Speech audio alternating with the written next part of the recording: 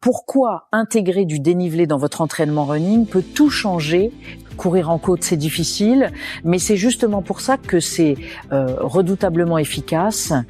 La majorité des coureurs rechignent à s'attaquer aux montées, mais le travail en côte transforme littéralement un trailer. En intégrant des montées et des descentes à votre entraînement, vous développez à la fois votre puissance musculaire, votre endurance cardiovasculaire et votre efficacité gestuelle. Résultat, le plat vous paraît presque facile. Dénivelé à l'entraînement. En montée, misez sur l'effort constant, pas sur la vitesse. Pour bien gérer une côte, l'idée n'est pas de maintenir l'allure du plat, mais de stabiliser l'intensité. Réduisez la longueur de votre foulée, redressez-vous légèrement et engagez activement les bras. Pensez à pousser le sol vers l'arrière à chaque appui, plutôt qu'à grimper mentalement la pente. Ce changement d'approche permet d'économiser de l'énergie et de mieux répartir l'effort. En descente, ne freinez pas, laissez faire la gravité. Les descentes sont souvent sous-estimées, alors qu'elles nécessitent une vraie technique.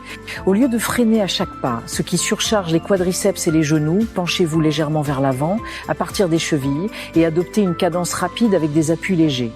En maîtrisant l'art de la descente, vous limitez les impacts et gagnez un temps précieux en course.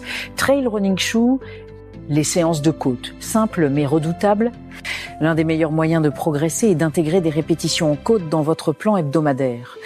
Un format classique consiste à effectuer 6 à 10 sprints de 30 à 60 secondes en montée avec récupération en redescendant en trottinant. En quelques semaines seulement, vous verrez des effets notables sur la force de vos jambes, votre capacité à encaisser les efforts prolongés et votre vitesse générale. Ce que disent les coureurs, entre amour et haine, mais toujours utile. Sur les réseaux, les témoignages affluent. Certains avouent préférer les montées aux descentes. J'ai toujours peur de tomber en descente, même en serrant les abdos. D'autres jurent que les côtes les ont rendues plus rapides. Beaucoup partagent leur routine de côte, 10 chants de 30 secondes à fond avec 90 secondes de récup, ou encore un ancien coach nous faisait grimper une piste de ski.